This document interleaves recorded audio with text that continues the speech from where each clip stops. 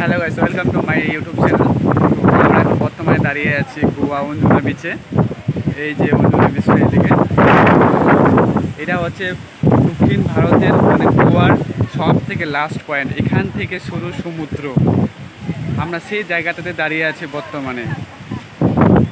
আপনাকে ভালো করে দেখাচ্ছে। এই হচ্ছে অঞ্জনা বিচ, ইন্ডিয়ার লাস্ট সীমানা।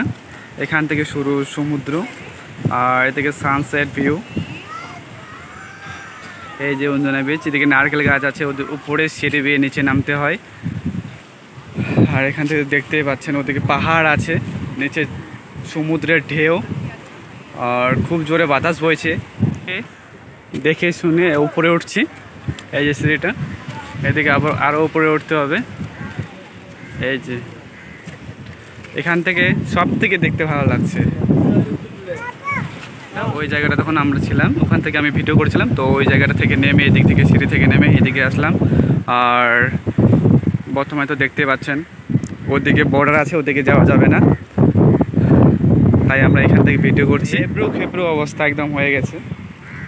আর ওই যে নিচের দিকটা, আর ওই যে উপরে অঞ্জনা বিচ, নারকেল গাছ আছে চারদিকে। বরাবর দেখতে গেলে এখান থেকে সব থেকে ভিউটা বেস্ট ভালো আছে। এই যে সানসেট ভিউ, কিছুক্ষণ পরে সূর্য ডুবে যাবে।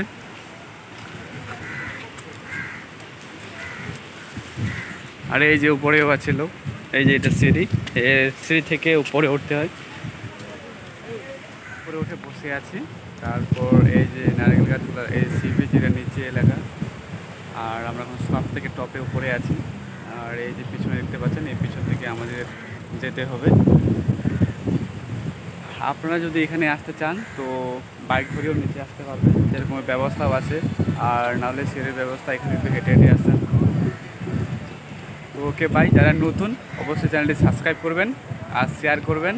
তো আজকের জন্য বাই।